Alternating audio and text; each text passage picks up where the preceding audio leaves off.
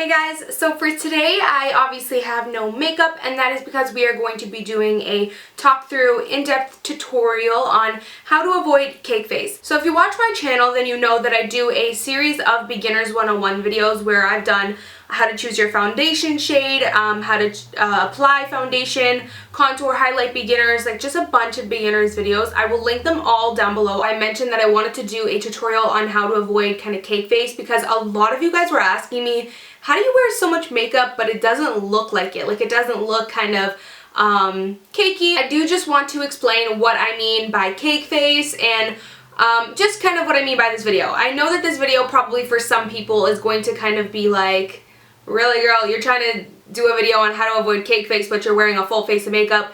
Basically this video is going to be how to wear a full face of makeup without it looking like, whoa, that is not blended, that there's a line there, that looks horrible, it looks cakey, almost like there's just like frosting on your face, like, you know, just making it look bad. So basically how to wear a full face of makeup but still make it look very like nice and like natural.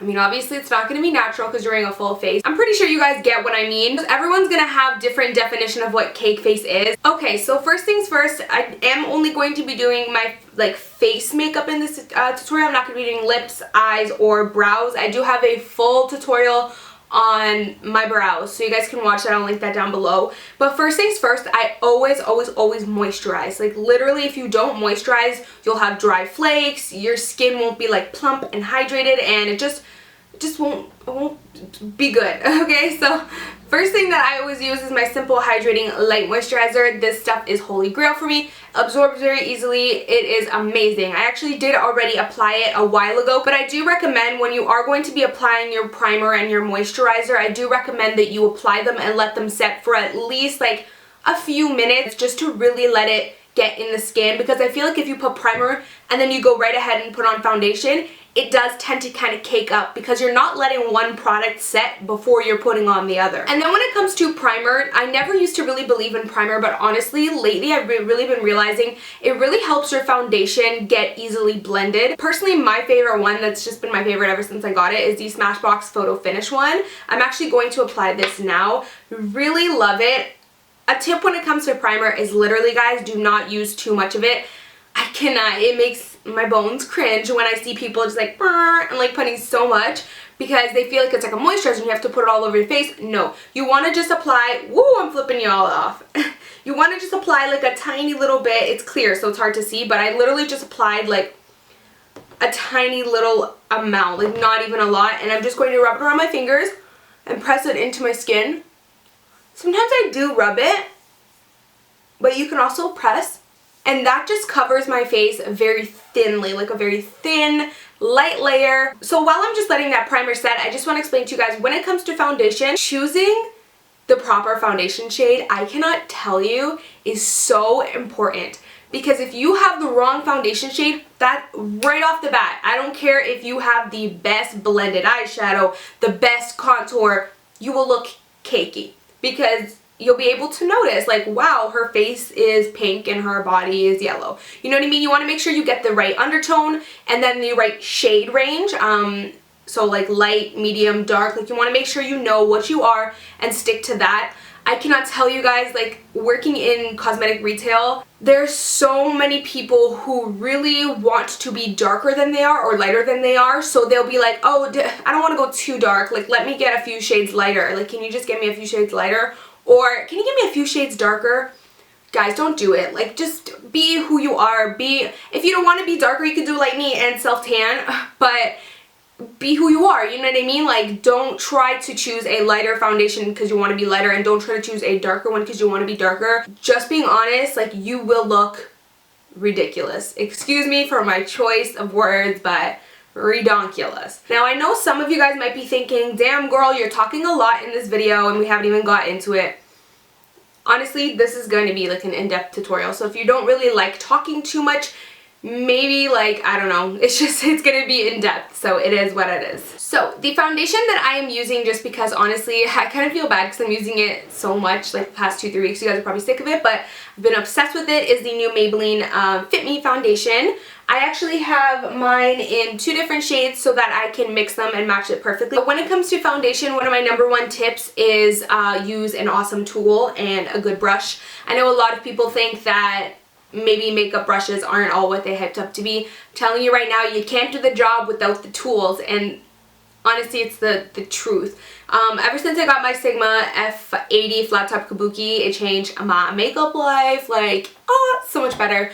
This stuff blends out my foundation flawlessly. It almost does the job for you, so this is amazing. First thing that I'm going to do, and I do want to just point out to you guys, is less is more. I would definitely say start with 1 pump and then work your way up to if you need more. You know what I mean? So build up the product. That's one of my biggest tips. So I am going to just be doing the first half of the face, and then I'll do the second after, just because this foundation does set very quickly and I want to actually take my time and show you guys. So one of the first things that I do is I just go ahead and start buffing it in like this. And I do notice it actually is slightly dark. So I am going to take 125 and just kind of mix it in there. Just simply blend. And one of my tips too, especially if you're a beginner, is to look at a mirror very close up and actually do your foundation. Because a lot of the times when I used to do my foundation and then I would look up closely in the sun afterwards, I would be like, dang, I missed a spot. Like I would miss a blending, but you don't necessarily see it unless you're up close. So I do always like recommend looking in a mirror up close like this and doing your foundation, or even sometimes I take the 10x part, like the very zoomed up close part, and then I will look very closely and make sure everything is blended. I know it does seem kind of like extreme to do that, but especially when you're a beginner, it definitely is important. Another thing is to blend into your hairline and also blend into your ears. I know it might seem excessive, but kind of think of it like this. You're not just going to be like, okay, just my face. You kind of want to take whatever product is left over on the brush and just blend it downwards. Like, you know, you don't want that harsh kind of mask looking on. So I know I look super weird now because I have half-half. We're just going to go ahead and do the other face. Okay, so now that foundation is done, by the way, just keep in mind that this side of my face does look slightly darker. That's just because I am not facing the window directly, so I get a little bit more light on this side since my window is there. But anyways, okay, so now moving on to concealer. Pretty much the same thing applies as foundation. Less is more, and just make sure that you blend, and if you find that you need more, you can always apply some more afterwards. When it does come to creasing, I know a lot of people will probably have questions on that. To be honest, personally for me, my concealer always creases no matter what I do. But it does crease very minimally when I set it right away. Like, you want to make sure that you set it with powder. So next I'm going to use my Anastasia Beverly Hills banana powder. This just helps to highlight. I'm just taking a little bit of it. And I like to also just tap off the excess product. After my foundation is set and everything, now I will go ahead and apply powder. And again, I'm not putting on too much. And I'm just lightly dusting it. If you do have oily skin, you might have to put a little bit more on like I do. I personally find if I just go ahead and take my favorite powder and put it right on top right away after I do my foundation, it gets cakey because like I said, you have to let the product set first. So you're putting foundation and then you're putting a powder on top of it. So just imagine if you had a liquid and imagine putting powder in that liquid right away. It's almost like you're making a cakey paste. You know what I mean? Whereas if you let that product set and then you lightly dust powder over it, then you're getting a whole different texture. Okay, so for the next step, it is bronzer, and some of these steps are going to seem very repetitive when it comes to bronzer and contour and blush and highlight and everything. It's kind of the same thing as less is more. So less is more, don't apply too much and kind of tap off the excess. I like to use this stippling brush from Walmart by Spa Resource. Sigma actually sells one, which I think I'm going to go get the Sigma one just because I really love Sigma brushes. So pretty much they're all the same though. This is a duo fiber like stippling brush. This just applies it so flawlessly you guys will be able to see for yourself. Sorry if the lighting is going up and down. The sun is just in and out, so let's just ignore that. When it comes to contouring, I personally like to apply a bronzer first just because it helps it look more seamless and blended, but I do have a full contour, highlight, and blush video. So now for contour, I'm taking the shade Fawn from the Anastasia Contour Palette and my NARS Ita brush. Tap off the excess. I like to do a straight line and then go up and down. And sometimes I will go on a diagonal.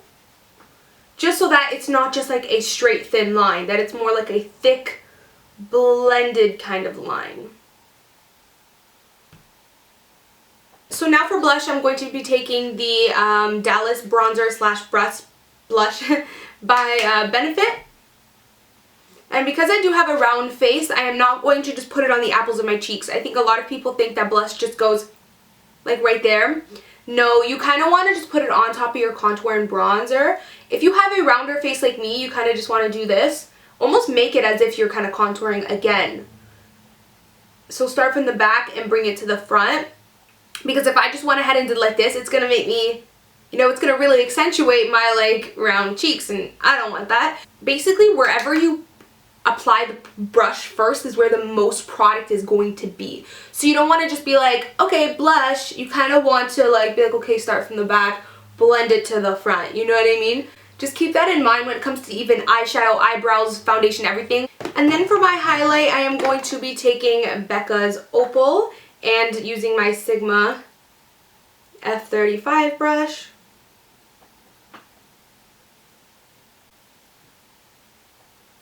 And that's pretty much it for the face. I do have one last little step that I want to show you guys, but I'm going to do it after the brows. So I'm going to just go ahead and do my brows and I'll be back. Okay, so I'm back from doing my brows and I am actually going to do my eye makeup off camera. I will do an in-depth eye makeup tutorial, beginner's eye makeup tutorial. If that's what you guys want, then like, thumbs up this video.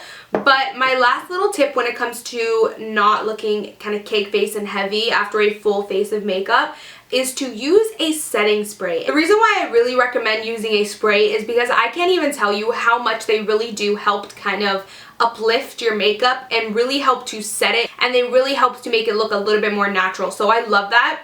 One of my favorite sprays to help make it look more natural and uplift the makeup is the Aven Thermal Spring Water. This is amazing. This isn't going to make your makeup last long, but on days when I really want my makeup to last all day, you guys know that my Kat Von D Lock and Load Makeup Setting Mist is holy grail. I've tried the Urban Decay one that everyone raves about. Didn't work for me. I have extremely oily skin and that didn't work for me at all. This stuff holds on my makeup all flipping day, so I love this stuff. I basically just go ahead and take it. I'm just going to cover my necklace because I don't really want to put this on my necklace, but I just basically take this and I just do one spray on this side of the face and one spray on this side, and sometimes if I feel like I need it, like it's uneven, I'll do one spray in the middle. And then I will just go ahead and fan it, or you can just let it dry naturally, but you know, I'm doing a tutorial and we're trying to speed up this video here, so we're gonna let it fan, girl. And basically that just made my face feel so uplifted, took away a little bit of that powdery feel, and it makes it feel like skin now. Like it just, honestly, one of my biggest tips is to get a really good setting spray. Yeah, so that's pretty much it for this tutorial. I hope you guys enjoyed it, and I really hope that it helped you a lot. If it did, then like, thumbs up this video, and let me know down below if you have any other questions, and I will try my best to answer them. Also, really quickly before I leave, I know this video is super long, but let me just take up a tiny bit of your time. I actually do want to do a question and answer video.